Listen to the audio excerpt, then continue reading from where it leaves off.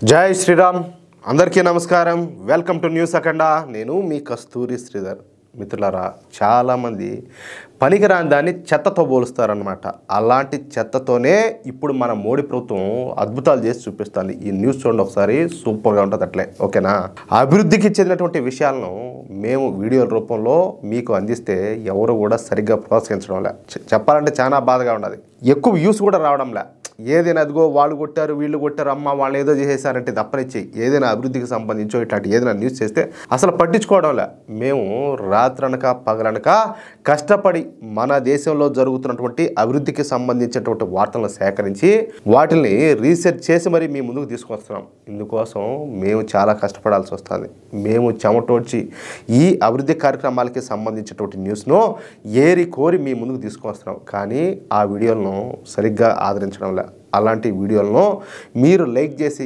కామెంట్లు చేస్తే మరో 10 మందికి ఆ వీడియోలు రీచ్ అవుతాయి లేదంటే కనీసం ఒక షేర్ చేసినా చాలు నలుగురికి ఆ న్యూస్ అయితే చేరిపోతుంది మనము ఈ న్యూస్ అఖండ యూట్యూబ్ ఛానల్ను స్టార్ట్ చేసిందే దేశంలో జరుగుతున్నటువంటి పరిణామాలను నిర్మోహమాటంగా నిజాయితీగా జాతీయవాదులకు తెలియజెప్పడానికి అలాగే దేశం ఏ విధంగా ముందుకెళ్తుందో అందరూ తెలుసుకునేలా చేయడానికి అలాగే మన నరేంద్ర మోడీ ప్రభుత్వం సృజనాత్మకతతో ఏ విధంగా దేశాన్ని ముందుకు నడిపిస్తున్నారో చెప్పి మొద్దు నిద్రపోతున్నటువంటి మన సెక్యులర్ హిందువుల కళ్ళు తెరిపించడానికే ఈ అభివృద్ధి కార్యక్రమాలకు సంబంధించినటువంటి వీడియోలను చేస్తున్నాం మన జాతీయవాదులకు ప్రత్యేకంగా ఎటువంటి మీడియా సంస్థలు కూడా లేవు అందుకే మనము ఈ సోషల్ మీడియానే గట్టిగా ఉపయోగించుకోవాలి అందుకే నేను మీ సాయం అయితే కోరుతున్నా మన వీడియోలకు ఒక లైక్ కొట్టి సరే మీ అభిప్రాయం ఏందో వీడియోకి సంబంధించి కామెంట్ చేసి వీడియో షేర్ చేయండి మన వీడియోలు మరింత మందికి చేరతాయి తద్వారా ఏంటంటే మనం అందించేటటువంటి ఎన్నో విలువైన వార్తలు అందరికీ చేరి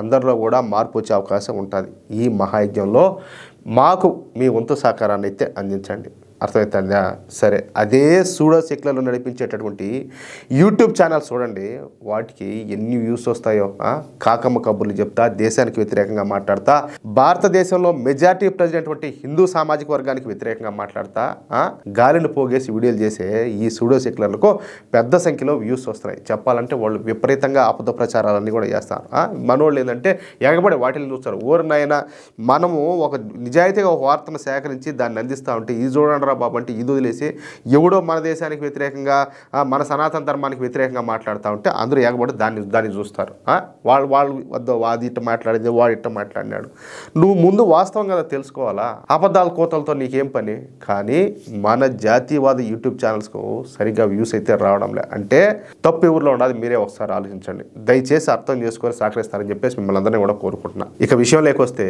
మనం ఇక్కడ కొన్ని విషయాలు మొహమాటం లేకుండా మాట్లాడుకోవాలి మన దేశంలో ఎక్కడ చూసినా కూడా ఈ చెత్తా చెదారం పేరుకొని పోయి కనపడతా ఉంటుంది మన రోడ్లు మన పరిసరాలు ఈ చెత్తా చెదారంతో అపరిశుభ్రంగా ఉంటుందన్నమాట ఆఖరకు పెద్ద పెద్ద పేరెనికగనటువంటి నగరాల్లో కూడా ఈ చెత్త సమస్య తీవ్రంగా ఉండదు ఇక చిన్న చిన్న మున్సిపాలిటీల సంగతి అయితే చెప్పుకోవాల్సిన అవసరమే లే అదే అభివృద్ధి చెందినటువంటి దేశాల్లో ఎక్కడ చూసినా కూడా క్లీన్గా గ్రీన్గా ఉంటుంది కానీ మన దేశంలో ఎక్కడ చూసినా కూడా చెత్త చెదారం పేరుకొని పోయి ఉంటుంది అందుకు ప్రజలు బాధ్యతగా లేకపోవడం కూడా ఒక కారణమే నేను ఒక మాట చెప్తా సపోజ్ ఇప్పుడు ఈ మెట్రో స్టేషన్లు కడతారు ఎయిర్పోర్ట్లు ఉన్నాయి చాలా చోట్ల చాలా మనం చూస్తూనే ఉంటాం చూసేదానికి చాలా అద్భుతంగా అందంగా నిర్మిస్తుంది మన మోడీ ప్రభుత్వం అద్భుతంగా కొన్ని వేల కోట్లు ఖర్చు పెట్టి నిర్మిస్తారు కానీ మనోళ్ళు ఏంటంటే ఈ మధ్య బీహార్లో అనుకుంటా మెట్రో లైన్ ఒకటి ఏర్పాటు చేస్తే మొత్తం అంతా 2 రోజుల్లోనే పెంట వేసేసారు అంతా ఈ కైనీలు వేసుకొని గుట్కాలు వేసుకొని యాడంటే ఆడ ఊసి చెత్త అంతా వేసి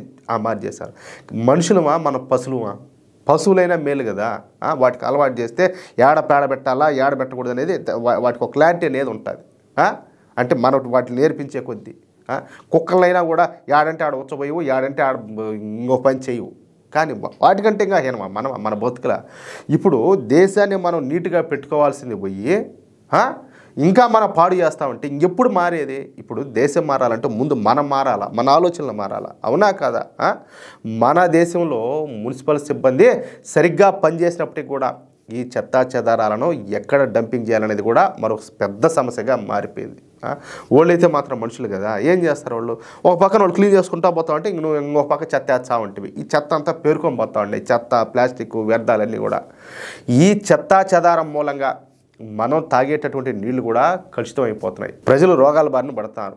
డెంగ్యూ, మలేరియా వంటి రోగాలతో అనేక మంది ప్రజలు సతమతం అయిపోతారు. అందుకు కారణం పరిశుభ్రంగా లేకపోవడమే. మనం పరిశుభ్రంగా ఉన్నా మన పరిసరాలు పరిశుభ్రంగా లేకపోతే మనం తీవ్ర సమస్యనైతే ఎదుర్కోవాల్సి వస్తుంది. అందుకే ఈ విషయాన్ని కనిపెట్టినటువంటి మన నరేంద్ర మోడీ ప్రభుత్వం ఒక చక్కని ఆలోచనతో ముందుకు వచ్చింది. అదే చెత్తా చెదారాన్ని రీసైక్లింగ్ చేసి వాటిని మన జాతీయ రహదారుల నిర్మాణంలో ఉపయోగించడం. అర్థమవుతుందా? మీరు వింటాది నిజమే. ప్రతి సంవత్సరం, ప్రతి నెల, ప్రతిరోజు దేశంలోనే చెత్తా చెదారాన్ని పోగు చేసి వాటిని సంబంధిత ప్రాంతాలకు తీసుకొచ్చి వాటితో అందమైన జాతీయ రహదారులను నిర్మించాలని చెప్పేసి మన మోడీ ప్రభుత్వం ఒక ఆలోచనతో ముందుకు వచ్చింది.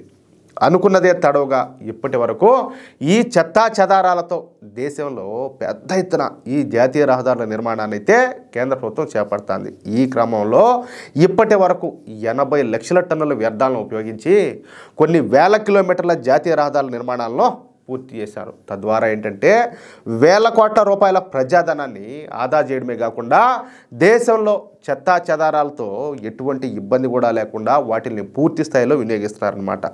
ఈ మధ్య నిర్మించినటువంటి అహ్మదాబాద్ ధోలేరా జాతీయ రహదారికి రికార్డు స్థాయిలో 25 లక్షల టన్నుల చెత్తను ఉపయోగించి విజయవంతంగా ఈ రహదారి నిర్మాణాన్ని అయితే పూర్తి చేశారు. ఈ ప్రాజెక్టు 100కు 100% పూర్తి కావడంతో ఇక వచ్చే సంవత్సరం నుంచి అంటే మరో 3 నెలల తర్వాత నుంచి దేశవ్యాప్తంగా ఉన్నటువంటి ఈ చెత్తా చెదారాలను అలాగే వ్యర్థాలను పెద్ద ఎత్తున సేకరించి ఇప్పుడు కేంద్ర ప్రభుత్వం కొత్తగా చేపట్టనున్నటువంటి 25 గ్రీన్ఫీల్డ్ జాతీయ రహదారుల నిర్మాణాలకు ఉపయోగించున్నారనమాట. దీని ద్వారా ఈ చెత్తను సేకరించే వాళ్ళకు 10 రూపాయలు వచ్చినట్టు ఉంటుంది. అలాగే మన జాతీయ రహదారులను నిర్మించినట్టు కూడా ఉంటుంది అనమాట. అలాగే మన పరిసరాలు కూడా శుభ్రంగా మారుతాయి. ఇది ఒక అద్భుతమైన ఆలోచన అని చెప్పుకోవచ్చు. ఇక ఈ విషయం పైన మన కేంద్ర మంత్రి అయినటువంటి నితిన్ గడ్కరీ గారు మాట్లాడుతూ ఒక ఎక్స్ప్రెస్ హైవే నిర్మాణానికి బయోమిథేన్ వాడితే అది సక్సెస్ అయింది. ప్రస్తుతం హైడ్రోజన్ను వాడుతూ రోడ్లను నిర్మించాలని చెప్పి చూస్తున్నాం. బొగ్గు నుంచి దానికి బదులుగా మున్సిపల్ వ్యర్థాల నుంచి ఈ హైడ్రోజన్ను తయారు చేయడానికి పెద్ద ఎత్తున మన దేశంలో పరిశోధనలు అయితే జరుగుతున్నాయి. అది పూర్తయితే ఇక మనకైతే తిరుగుండదు. దాని ద్వారా ఏంటంటే ప్రతి సంవత్సరం కనీసం 50,000 కోట్ల రూపాయల ప్రజాధనాన్ని అయితే ఆదా చేయొచ్చని చెప్పేసి మన నితిన్ గడ్కరీ గారు తెలియజేశారు. అంటే చూడండి, మన దేశాన్ని అభివృద్ధి చేయడమే కాకుండా పరిశుభ్రంగా ఉంచడానికి అలాగే ప్రజాధనాన్ని ఆదా చేయడానికి మోడీ ప్రభుత్వం ఎంత కష్టపడుతుందో దాన్ని బట్టి మీరు అర్థం చేసుకోండి. ఒకవేళ నేను చెప్పిన అంశాలపైన మీకు ఏమైనా సందేహాలు కలిగితే నేను చెప్పిన విషయాల మీద మీరు ఒకసారి గూగుల్లో సెర్చ్ చేయొచ్చు. దానికి సంబంధించినటువంటి అన్ని వివరాలు కూడా మీకు వస్తాయి. ఓకేనా మిత్రులారా, ఈ న్యూస్ కన్నా మీకు నచ్చినట్లయితే ఖచ్చితంగా ఈ న్యూస్ నలుగురికి షేర్ చేయండి. అలాగే ప్రతి ఒక్కరు కూడా కామెంట్ చేయడం మాత్రం మర్చిపోదు. ఇంకో విషయం ఏంటంటే ఇంతవరకు మీరు కనుక మన ఛానల్ను సబ్స్క్రైబ్ చేసుకున్నట్లయితే ప్రతి ఒక్కరు కూడా మన ఛానల్ను సబ్స్క్రైబ్ చేసుకోండి, సపోర్ట్ చేయండి ప్లీజ్. జై శ్రీరామ్, జై హింద్.